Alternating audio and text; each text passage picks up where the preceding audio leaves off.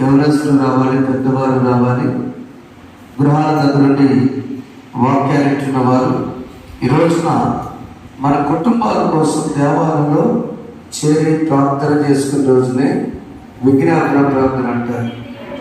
నేను ఇప్పుడు సుమారు 6:30 గంటల టైంలో 6:30 ప్రాంతంలో ఒక దైవజనుడు, అంతర్జాతీయ దైవజనుడు కలిశాడు.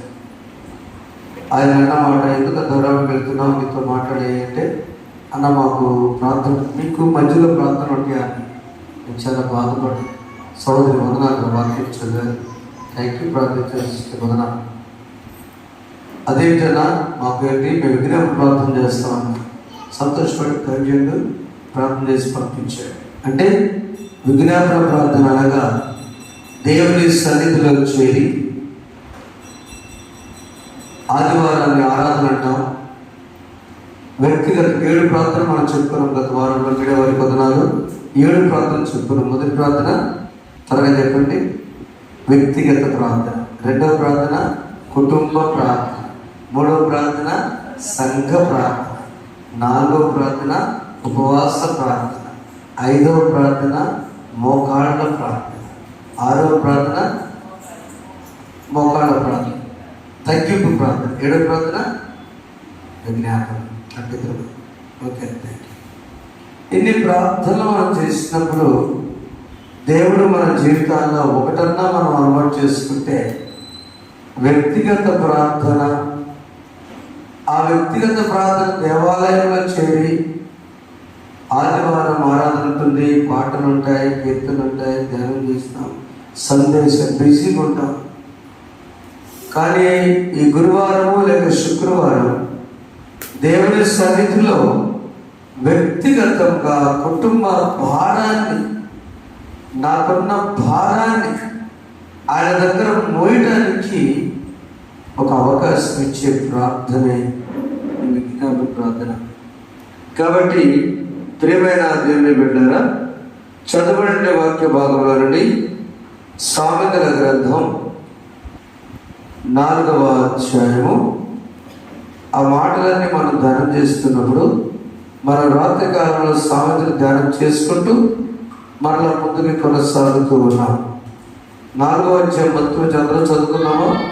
అందరూ చదువుకున్నాం. కుమారులారా, తండ్రి ఉపదేశమేనని మీరు వివేకమున్నట్లు ఆలోచించు. కుమారులారంటే కుమార్తెలని కూడా అర్థం.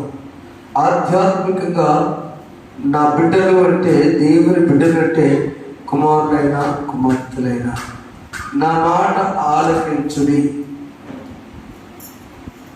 చెవిని పెట్టండి, జాగ్రత్తగా వినండి. నా మాట ఆలకించినప్పుడు ఖర్చు చెప్పేవాడు. సింహం వస్తుందమ్మా జాగ్రత్త అని కదా ఆమోదుడు కథలకు చెప్పేవాడు కదా. జాగ్రత్త అంటే విల్ల, ఆ బిడ్డ విల్ల అర్థమైపోయింది. నా మాట ఆలకించడి. ఆ ఆలకించిన మాట మహాజ్ఞానటువంటి సొలొమోను మహారాజు ఆ ఆలకించిన మాట రాస్తూ చివరికి 6వ వచనంలో జ్ఞానం ఉడికెట్టినగా అది నిన్ను కాపాడును, దాన్ని ప్రేమించడం నిన్ను రక్షించును. జ్ఞానాన్ని ప్రేమించాలి, జ్ఞానాన్ని విడిచిపెట్టకూడదు. అది నిన్ను కాపాడుతుంది. జ్ఞానం అంటే దేవుని జ్ఞానము ఘోషించున్నది. వాక్యమే జ్ఞానం. వాక్యాన్ని విడిచిపెట్టకూడదు. అలాగే దాన్ని సంపాదించడానికంటే 7వ వచనం చదువుతున్నామా? జ్ఞానము సంపాదించుకుంటే జ్ఞానములకు ముఖ్య అంశము నీ సంపాదనంతా ఇచ్చి బుద్ధి సంపాదన. జాగ్రత్త చదువు అన్నది తీసుకుని నీ సంపాదనంతా ఇచ్చి బుద్ధి బుద్ధి అంటే నీకు కావాల్సినది రక్షణ. ప్రియమైన దేవుని బిడ్డలారా, చదవటువంటి వాక్య భాగంలో దేవుడు మనకి ఇచ్చిందంటే నీ సంపాదనంతా ఇచ్చి బెస్ట్ తీసుకో. యేసు ప్రభువుకి ఇంటికి వెళ్తే లూకాసు 10:42 వచనంలో 2 అక్కాచెల్లెలు ఉన్నారు. అక్కడ అక్కాచెల్లెలు ఉన్నప్పుడు ప్రభువారు వచ్చారని తాను తన శిష్యులు వచ్చారని కదా. అంతా ఇద్దరు అక్కచెల్లెలు ఉన్నటువంటి వారిలో పెద్దవాడి పేరు మార్త, చిన్న పేరు మరియా. కనుక ఆమె ఏం చేసిందంటే, యేసు ప్రభు తన శిష్యులు వచ్చారు కాబట్టి మార్త భోజనం సిద్ధపరుస్తుంది, తప్పులేదు. మరి ఏం చేసిందంటే పాదాల కూర్చున్నాను. ఫ్రెండ్ వచ్చి చూడండి. Mariya marriage chosen the best, ఉత్తమమైన దాన్ని, అంటే బుద్ధి, నీ కలిగినంతయు ఇచ్చి బుద్ధి సంపాదించుకుందంటే ఏ టైం అయితే వృధా అవుతుందో ఆ వృధా టయాన్ని తొలగించి బుద్ధి వచ్చినట్లుగా ఆమె పాదాల దగ్గర కూర్చుంది. ఇక్కడ ఒక సందర్భం మేము ఆశపడుతున్నా. ఆమెదే తప్పు కాదు, ఏమిదే తప్పు కాదు. ప్రభువారు వస్తున్నట్టు తెలుసు. ప్రభువారు ఏ సమయం శిష్యులతో వస్తారో ఆ కుటుంబానికి తెలుసు. తెలిసినప్పుడు ముందు సిద్ధపాటు లోపం ఉంది. భోజనం కూడా ఉండాలి కదా. మరి ఇద్దరు కూర్చుంటే ఆ ప్రార్థనకు భోజనాలా చెప్పండి, కష్టం కదా. అంటే మరియ కూడా చేయవలసిన పని చేయలే. మార్త కూడా మరియను సరి చేసుకొని, అది కనుక బుద్ధిగా, జ్ఞానంగా, సుబుద్ధి గల భార్య, యెహోవా యొక్క దానం. ఒక ఆయన పెళ్లి కార్డులు వేస్తుంటే ఒకట్రా ఇది ఎంచుకున్నాడు. 2000 సంవత్సరం ఆ టైం పెళ్లి కార్డు తినాలని అంతర్దాన్ని మనసు పెట్టలేదు. జనరల్గా వేస్తారు. The a prudent wife is from the Lord. దేవుని దగ్గర వచ్చినట్లు సుబుద్ధి. ఎవరో తెలియదు, అమ్మగారు అక్కన తెలియదు. పెళ్లి కార్డు టైప్ చేస్తుంటే అప్పుడు నేను కంప్యూటర్స్లో తెనాల్లో కంప్యూటర్ టీచర్గా పనిచేస్తున్నా. మా ఇన్స్టిట్యూట్లో సార్ పడుతుంటే a prudent wife is from the Lord. సుబుద్ధి గల భార్య యెహోవా యొక్క దానం. చెప్పడం ఒకసారి, నా సోదరులందరూ సుబుద్ధి గల భార్యగా ఉండదు కాక. ఆమేన్. వాళ్ళు ఏం చేస్తారంటే మన విషయంలో ఈ దినాన ఏది కావాలో, మన పని ప్రారంభించేటప్పుడు ఏం చేయాలో ఈరోజు అంశాన్ని చేద్దాం. మన పని జూన్ మాసం చిన్న బిడ్డను స్కూల్కి తీసుకెళ్తున్నావా, ఏం చేయాలి? మీ విద్యా సంస్థ ప్రారంభిస్తున్నారు కదండి, ఏం చేయాలి? వ్యవసాయం ప్రారంభిస్తున్నారా, ఏం చేయాలి? వ్యాపారం ప్రారంభిస్తున్నావా, ఏం చేయాలి? పరిచర్య ప్రారంభిస్తున్నావా, ఏం చేయాలి? నీ బిడ్డలకు నూతన ప్రమోషన్ తీసుకెళ్తున్నావా, ఏం చేయాలి? ప్రభుత్వం నూతనంగా స్థాపిస్తున్నారా, ఏం చేయాలి? What shall we do? ఏమేమి చేస్తే నువ్వు ఆశీర్వదించబడతావు అనేది ఈ రాత్రి కాలపు అంశం. ఏమి చేయాలంటే మొదటిగా, నా కుమారుడా నా ఉపదేశాన్ని ఆలకిస్తూ నీ సంపాదనతో ఇచ్చి బుద్ధి సంపాదించుకో. బుద్ధి అంటే మనం అనుకునే బుద్ధి కాదు. ఇంగ్లీష్ దాని అర్థము జ్ఞానం సంపాదించుకో. జ్ఞానవంతురాలు తన ఇల్లు కట్టుగా. 3 రాజులకు అనవసరం. కాబట్టి ఇక్కడ మరియ మార్తల విషయంలో ఆమె ఏం చేసిందంటే, మరియ ఉత్తమైన దాన్ని ఎన్నుకుంది. మార్త ఆమె ఉత్తమైన, కానీ టైం మేనేజ్మెంట్లో ఇద్దరు కూడా ఫెయిల్ అయ్యారు. అంత ఉత్తమమైన ఎన్నుకున్న మరియ ఊరిన పేరు కింద కానీ తమ్ముడు చనిపోయినప్పుడు మార్త ఎదురెళ్ళింది. మరియ కూడా వచ్చింది. మార్త ఏమో, అయ్యా నువ్వు ఉంటే బాగుంటుంది, ఇప్పుడు నువ్వు మాత్రం ఏం చేస్తావులే, చచ్చిపోయాడు కంటే యేసు ప్రభు ఇచ్చాడు. మరి అంటుంది సమాధానానికి వెళ్దామంటే మరి ఉత్తమమైన ఎన్నుకుందిగా, అవేమనాలి? అవునండి, వీళ్ళిద్దరూ అవేమనాలి. అమ్మయ్యా ప్రభు నువ్వు వచ్చావు, ఆ టైంలో నువ్వు వాక్యం చెప్పావు, నాకు నా విశ్వాసం బలపడింది, ఏదైనా అద్భుతం చేస్తావు, నా తమ్ముడు బ్రతికిస్తావు, లేకపోతే ఏదైనా చేస్తావని అని అందలేక సమాధి దగ్గర వాసన కొట్టిందండి. Both are fail. ఇద్దరు ఫెయిల్ అయ్యడానికి గల కారణం ఏంటంటే, అక్కడ బైబిల్లో ఉత్తమైన ఎన్నుకుంది కానీ ఉత్తమైన వాక్యము అంతరంగం రావాలా. నెంబర్ 1, నీ కార్యము సఫలం కావాలంటే దేవుని వాక్యాన్ని అంతరంగంలో పెట్టుకొని బుద్ధిగా ప్రవర్తించాలి. ఎటువంటి అటు వెళ్ళకు, నా కుమారుడు నా ఉపదేశాన్ని వినయ్యా అని 6వ వచనం, నిన్ను కాపాడును. ఈరోజు నిజంగా నేను షాక్ తిన్నా. నాకు దెబ్బతింటే చాలా చిన్నగా చెప్పాడు సోదరుడు, చాలా జాగ్రత్తగా. ఆల్మోస్ట్ రాత్రి 2 గంటల వరకు మరలా బాబుల నుంచి దోస్తల మధ్యలో వివాహానికి వెళ్ళి మళ్ళీ ఇంకో చోట ఒక అన్నగారితో పెద్దగా మాట్లాడి మరలా వస్తున్నప్పుడు వీళ్ళు ఈ షాక్ న్యూస్తో నేను ప్రయాణం చేస్తూనే ఉన్నా. అక్కడే స్నానం చేసి ఆ పరిస్థితుల్లో దేవుడు ఎవరొస్తులు నాతో నన్ను పంపించాడు ఎందుకు కారు పొద్దుట పెట్టి నేను చూసి వచ్చిందా అని తెలిసింది. నేను కాపాడేవాడు దొరకడు, రాత్రియో పగలును పాదములకు రాయి తగులకుండా. చదువుకో, రాత్రియో పగలును పాదములకు రాయి తగులకుండా మనకు పరిచయం మనకు పరిచయం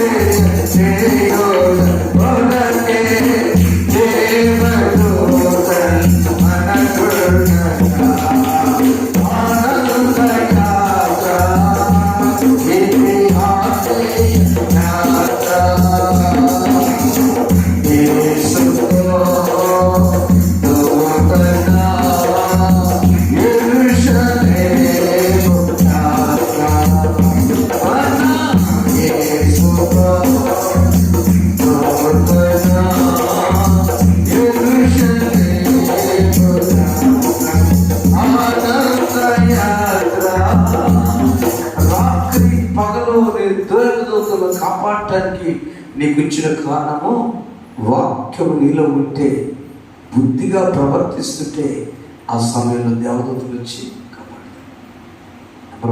నెంబర్ 2 సామెతల గ్రంథం 16వ అధ్యాయం 3వ వచనం చూడండి.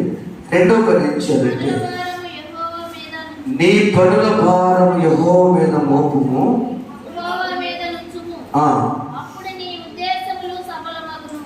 నీ పనుల భారం యెహోవా మీద ఉంచుము, అప్పుడు నీ ఉద్దేశములు సఫలము. అనగా మనం ఏం పని చేయబోతున్నామో అది ఆయన మీద వేయాలి. మత్తయి సువార్త 11:8 చూడండి, నా కాడిసులు ప్రయాసపడి భారమోచున్న సమస్య నాయకుడండి, నేను మీకు శక్తి ఎందుకు బాధపడతావు, ఇంటి దగ్గరకు వచ్చి వేదన పడతావు, శ్రమ పడతావు, విశ్రాంతి తీసుకో. దేవునిపై దేవుని నమ్మి భారం వేశారు. ఎందుకు వేయాలంటే ఒక భక్తుడు సాక్ష్యం చెప్తున్నాడు. యోబు గ్రంథం 22వ అధ్యాయం 28వ వచనంలో ఎలా భారం వేస్తే లాభం అంటే ఆ వాక్యంలో మనకు అర్థమవుతుంది సమాధానం. నీవు దేనినైనా ఆలోచన చేయగా అది నీకు స్థిరపరచబడును. కారణం ఏంటంటే నీ మార్గం మీద చెప్పబడుకోమా, నీ మార్గం మీద వెలుగు ప్రకాశించును.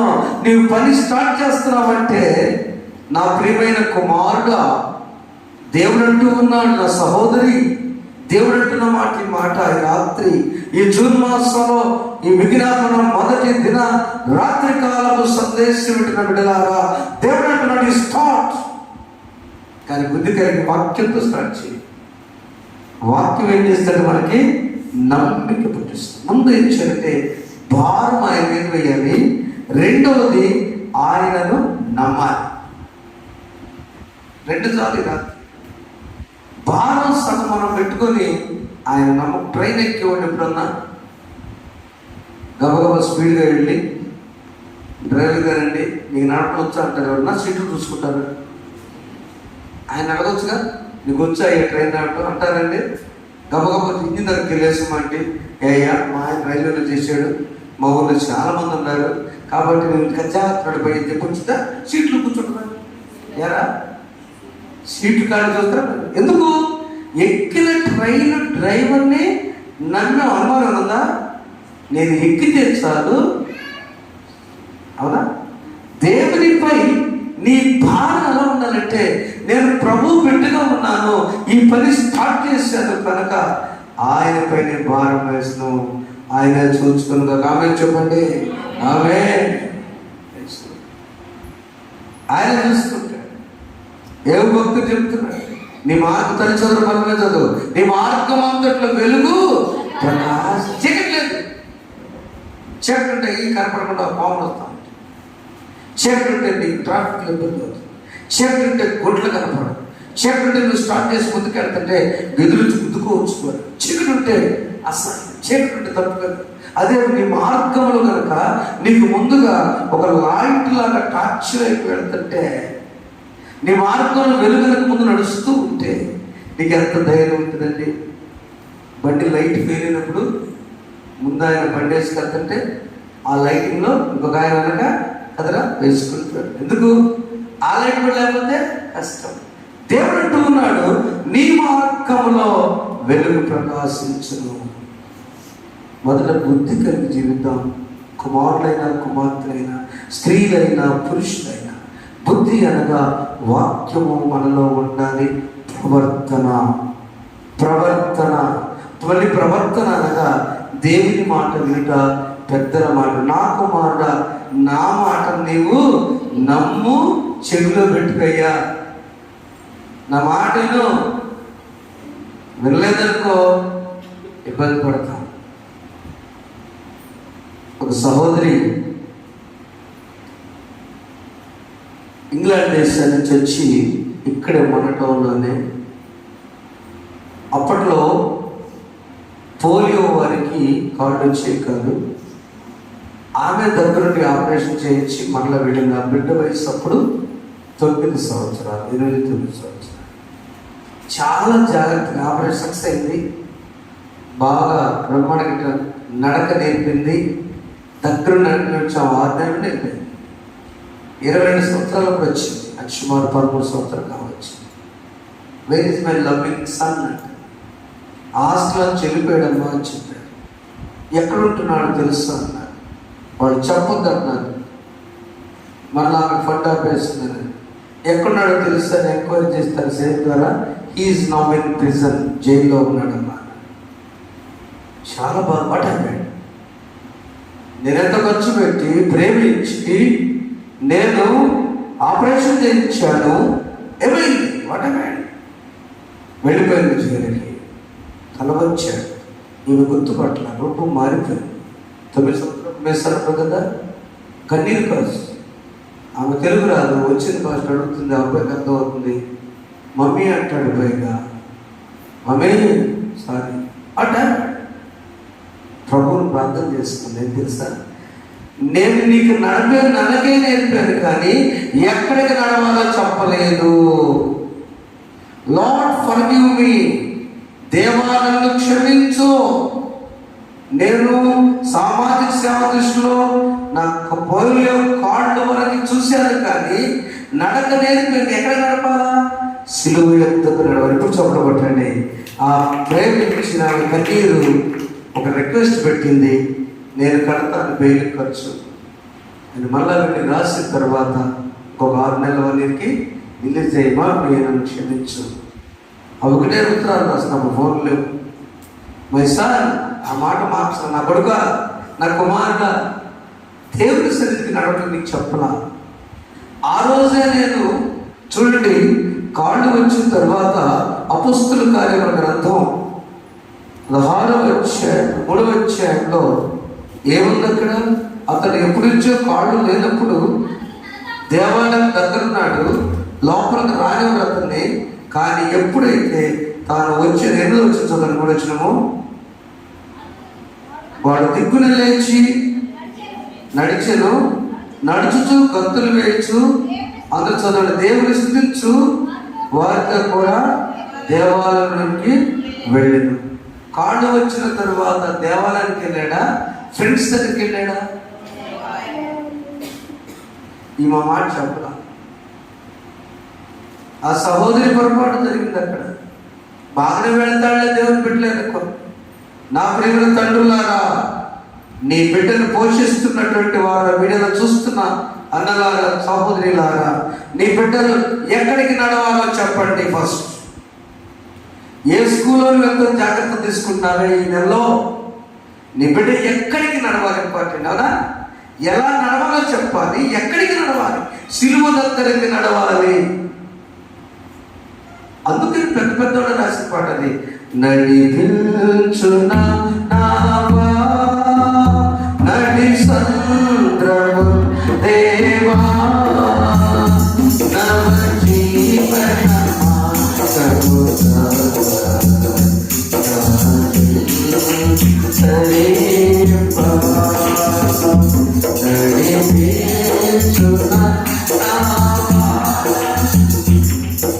నీ పని సఫలం కావాలంటే నీ ప్రవర్తనలో దేవుని ఆజ్ఞల వాక్యం ఉండాలి. నెంబర్ 1. నెంబర్ 2, దేవునిపై నీ భారం పెట్టాలి. నెంబర్ 3, నమ్మాలి. నమ్మి ఆయన ఎందుకే నడవాలి, ప్రభు దగ్గరికే నడవాలి. ప్రభు దగ్గరికి నడిచినప్పుడు ఆయన చూసుకుంటాడు. మనం ఎక్కడెక్కడికో నడుస్తాం. నేను మొన్న చెప్పాను కదా, పిల్లల పుస్తకాలు హోంవర్క్ చేపిస్తాం. హోంవర్క్ ముఖ్యమా, వాక్యం ముఖ్యమా? వాక్యం చదివించాలి. కాబట్టి రాత్రి కలుస్తాం. అప్పుడు దేవుడు ఏం చేస్తాడంటే మనం ఆయన మూడో చివరిగా ఆయన్ని ఘనపరచాలి. దేవుని ఘనపరచాలమ్మా. దేవుని మాటలు వినాలి, ఆ బుద్ధి కలిగి ప్రవర్తించాలి. రెండోది ఆయనపై ఆధారపడాలి. భారం ఆయన మీదే మోపాలి, ఆయన చూసుకుంటాడు. మోపడం కాకుండా నమ్మాలి, చివరికి ఆయన దగ్గరే నడవాలి. ఆ నడిచినప్పుడు మరియా తనకున్న ఆస్తి అంతా అంటే తన టైం అంతా అక్కడ పెట్టింది. ఇంకొక మాట వైపు చెప్పిన ముందు చేస్తాను. ఒక అతను ధనికుడు ప్రభువు చూడాలని ఆశపడ్డాడు. ప్రభు మాట ఉన్నాడు. లూకాసు వార్త 19వ అధ్యాయంలో ఆయన ఏం చేశాడండి? రక్షణ పొందడానికి ఆయన ఏం చేశాడు? తనకున్న ఆస్తిలో ప్రభు అడిగాడా, ఆయన ఇచ్చాడా? ఆయన ఇచ్చాడు. కరెక్ట్ చెప్పండి. ప్రభు అడిగిన ఆయన ఇచ్చాడా? ఆయన ఇచ్చాడు. ఎంత ఇచ్చాడు? సగమేమో పేదలకు ఇచ్చాడు, ఉన్న సగాన్నేమో ఒక్కొక్కటి లెక్కేసాడు. ఆయన ఎవరి దగ్గర ఎక్కువ తీసుకున్నాను, ఒక్కో ఎంత ఇస్తున్నానికి. సో ఇప్పుడు జక్కయ్య ఆస్తిలో జీరోనా? జీరో. ఈ జీరో మామూలుగా వచ్చని యేసయ్య ఆయన ఇంట్లో ఉన్నట్టు చెప్పడం పెడదాం. యేసయ్య గొప్ప ఆస్తిని ఇచ్చాడు. నీ కలిగినంతా అమ్మి జ్ఞానాన్ని సంపాదించుకో. జ్ఞానమైన యేసయ్య. మన ఆస్తులు అమ్మని కాదు, కానీ మన సమయాన్ని ప్రభుకి ఇచ్చి, మన బిజీ పనులని ప్రభుకి ఇచ్చి, నేను జూన్ మాసం నుంచి ఒక నిర్ణయం తీసుకున్నాను. అమ్మగారిని ఎప్పుడు నేను టెన్షన్ పెట్టకుండా ముందే తీసుకెళ్తాను. లేదంటే మొన్న ఉంటాడు సుధాకర్తో మన వంశీ అప్పు చెబుతున్న చిత్రం నవల కాదమ్మా, ప్రార్థన ఉంటుంది అంతే కదమ్మా. నేను హడావుడికి తెచ్చి నేను హడావుడికి వచ్చి ఏడన్నా కార్యక్రమం జరిగితే అట్లా నేను మార్పుకోండి టైం కదా. ఎందుకు ఆమె ఇబ్బంది పెట్టాలి? మన కుటుంబంలో నిర్ణయం తీసుకోండి. ఎందుకు చర్చికి లేట్కి వెళ్ళాలి? ఏదన్నా ఇంపార్టెంట్ తప్ప. ఎందుకు నేను ఆరోగ్యం ఇచ్చినప్పుడు ప్రభు సన్నిధిలో కుటుంబ సన్నిధికి రాకూడదు? ఎందుకు నా జీవితంలో ఒక ఆదివారం కూడా అలసిపోయి ఆగిపోవాలి? ఎందుకు నా దేవుడు నన్ను ఇంతగా బ్రతికిస్తే ఉద్యోగం ఒత్తిడులు, వ్యాపారాల నష్టాలు, వ్యవసాయంలో నష్టాలు ఎన్నో ఉన్నా కూడా ఆయన చూసుకుంటాడు. ఆమేన్. నీ పని స్టార్ట్ చేసుకో. నువ్వు సఫలం కావాలంటే ఫిలిప్పీ పత్రిక 4:10 ప్రతి అవసరాన్ని యేసు ప్రభువే తీర్చునుగాక. ఆమేన్. అందరూ చూడండి ఒకసారి ఫిలిప్పీ పత్రిక 4:10 చదువు.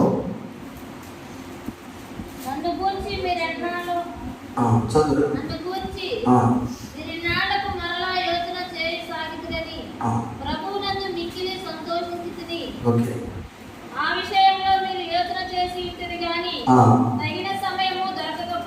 తగిన సమయము అయితే మీరు ఏది అడిగినను ఏ స్థితిలో కుదువ కలిగినందున నేను ఏ స్థితిలో ఉన్నాను ఆ స్థితిలో 11 వచ్చింది. నేను ఏ స్థితిలో ఉన్నాను ఆ స్థితిలో సంతృప్తి కలిగి ఉండ నేర్చుకొని ఉన్నాను. ఏ స్థితిలో ఉన్నా కూడా నేను సంతృప్తి కలిగి క్రీస్తు నన్ను బలపరచువాలంటే 11 వచ్చి అందరూ చదువుతున్నాము. నన్ను బలపరచువాలంటే నేను సమస్తమును చేయగలను. ఆమేన్. ప్రతి విషయం కూడా మనం బలపరిచే దేవుడు నేను ఏదైనా చేస్తా ముందుకు వెళ్ళిపోండి అంతే. కానీ ఒక్క మాట, దేవా వాక్యం ద్వారా నన్ను మంచి ప్రవర్తన లేదు, నేను వ్యవసాయం చేస్తాను, ఉద్యోగ ప్రయత్నం చేస్తున్నాను, ట్రాన్స్ఫర్ ట్రై చేస్తున్నాను, ప్రమోషన్ ట్రై చేస్తున్నాను, బిడ్డ చదువులు చేస్తున్నాను, నాకు వాక్యం ద్వారా బుద్ధి నేర్పు. రెండవది, ఆయనపై ఆధారపడాలి, ఆయనపై వేసి మరే వార్తలు నువ్వు వచ్చావు కదయ్యా, నువ్వు చూసుకుంటా అనలేకపోయారండి. అందుకేడ్చాడు యేసు ప్రభు. లాజరు బతికించబోతుంటే ఆయనకి గెడుతాడమ్మా, అవునా? వాళ్ళు ఏమించదని చెప్పాడు ఈ మాట పిచ్చిలో. ఇండియా వచ్చి 92వ సంవత్సరంలో, అవునా? ఆయన చూసుకుంటా ఆయనకి గెలుస్తాడు. మిమ్మల్ని ఇద్దరు ఒక ఉత్తమని అనుకున్నా, ఒక వంట చేశా, ఇద్దరికి విశ్వాసం లేదు. కాబట్టి ఆయన పైన భారం వేద్దాం, ఆయన చూసుకుంటాడు. మూడవది, ఆయనకు నమ్మిక ఉందాం. గట్టి నమ్మకం బట్టి జక్కయ్య నాకు ఏం అక్కర్లేదు ఈ లోకంలో, ఆయన ఉంటే చాలు. తన వచ్చిన చిన్న ప్రార్థన, నీవుంటే నాకు చాలు యేసయ్యా, నీ వెంటే నేను ఉంటా. అందరూ పడుకోండి, నీ పనులు నీ బిడ్డల విషయం ప్రార్థన చేసుకుంటూ ఆలోచించుకుంటూ స్టార్ట్ చేయండి. నా పనిలో సఫలం కావాలని ఏం చేయాలని దేవుడు చెప్పాడు. ఆయన నమ్మిక ఉంచాలి, ఆయనపై ఆధారపడాలి, ఆయన వాక్యాన్ని అంతరంలో ఉంచుకోవాలి. నన్ను బలపరచడానికి సమస్య చేయడం ధైర్యం కావాలి. ఖచ్చితంగా దేవుడు సఫలం చేస్తాడు. నీ ఉంటే నాకు చాలు యేసయ్యా, అందరు బలపరచడానికి యేసయ్యా, నీ మాట బయట వారు కూడా బయట మాట్లాడుతున్న వారు కూడా తలవంచాడు. నన్ను బలపరచడానికి సమస్తం చేయడం దేవుడు మాట్లాడట. నీ మాట చాలయ్యా, నీ చూపు చాలయ్యా, నీ తోడు చాలయ్యా, ఇంకేం అక్కర్లేదు. నీ పరిశ్రమలో ప్రార్థన చేస్తాం. యేసయ్యా